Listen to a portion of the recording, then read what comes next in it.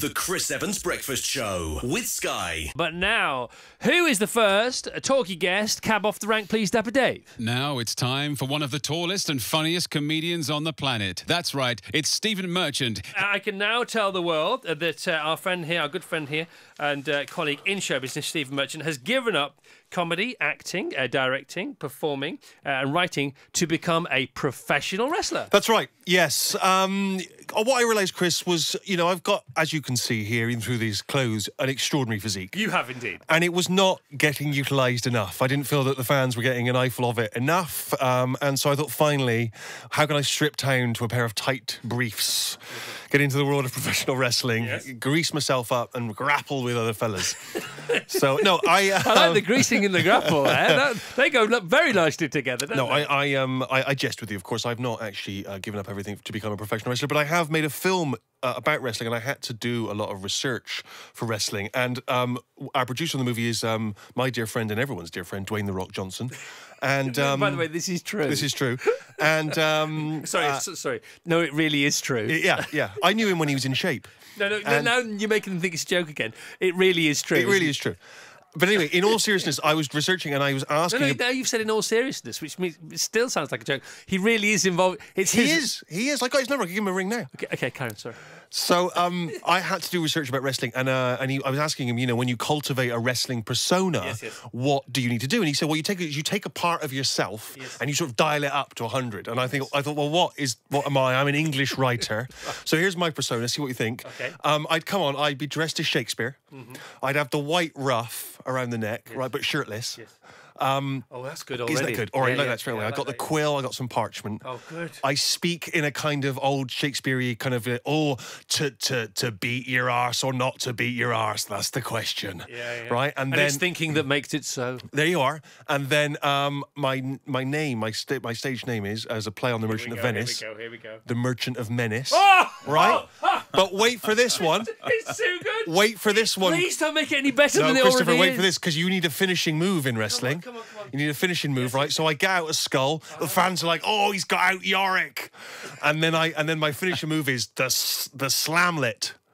Oh, right, the like Slamlet. Hamlet. Have you just made all this Isn't up? that good, right? Did you make all this up? Made it all up. You are you're more of a genius than I already thought you were, Shakespeare. which is pretty much the biggest genius I've ever met. If this is rubbish, if you don't like the taste of it, James, it's nothing to do with Ed. Okay, Ed is a brilliant chef. He looks after 3,500 people in this building. James, he's got his love sausage early. I was building up to it, but he's already got. He couldn't help himself, the boy. What do you think?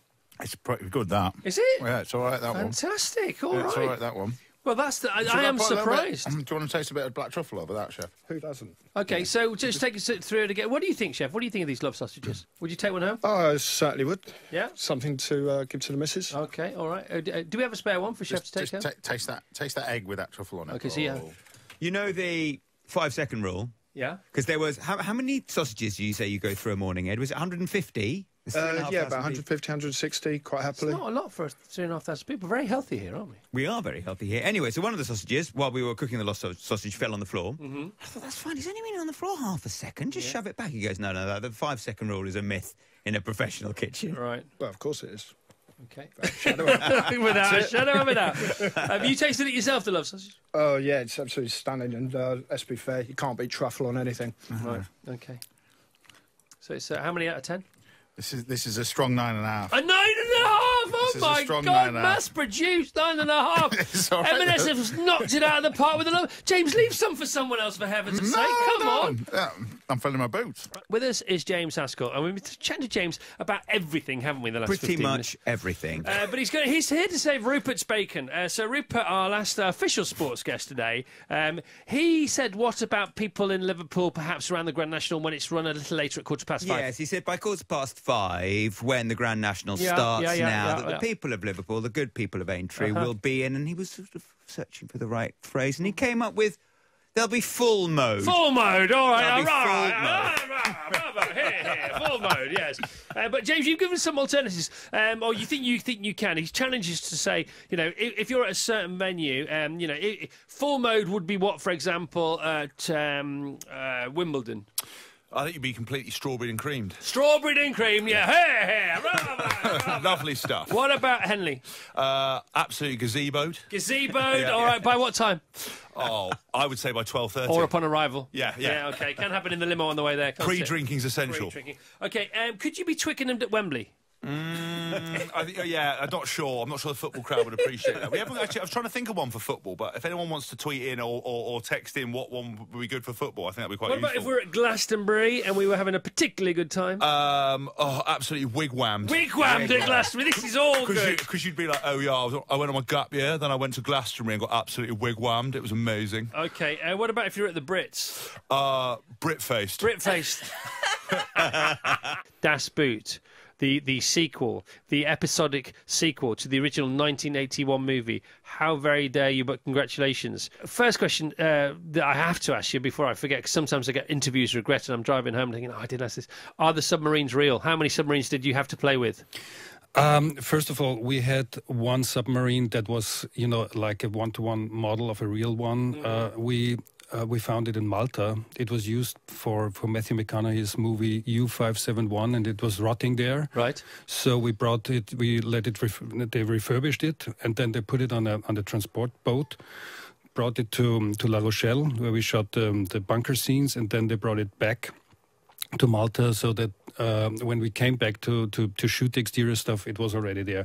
So then we had, visual effects submarines for, the whole underwater stuff. And then we had a studio set.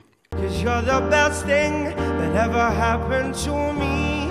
'Cause my darling, you and I can take over the world. One step at a time, just you and I.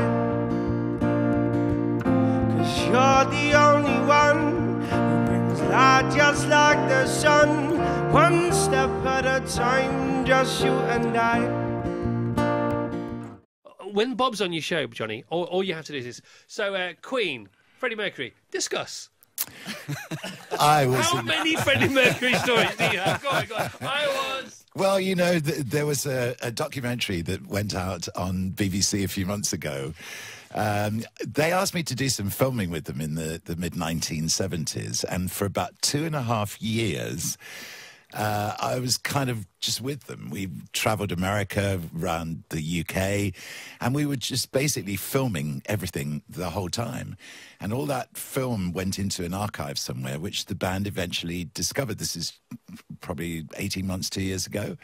And they knocked it into a brilliant documentary that went out on BBC4 about 6 months ago, documenting the News of the World tour.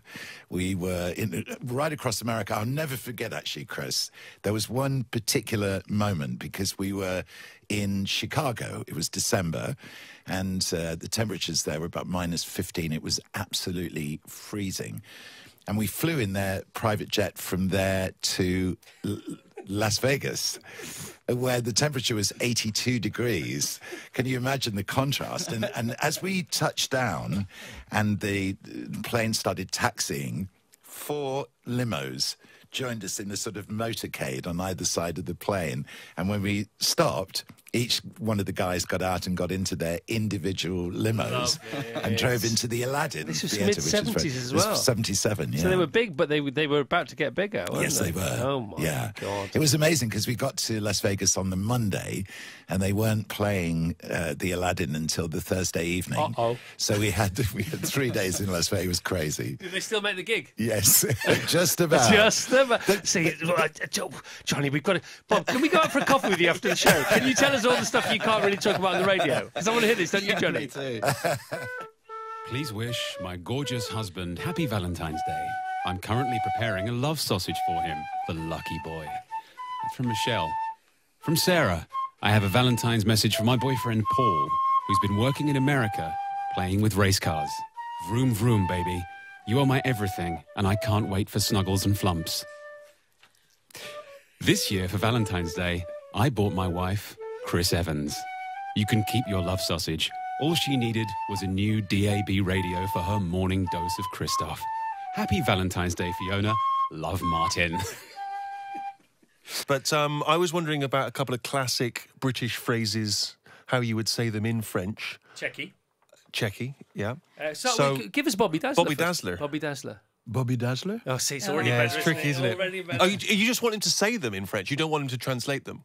You just want him to sing with his Bobby accent. Dazzler. I see. Okay, well, try these then. Just say for us the classic British phrase, lovely jubbly.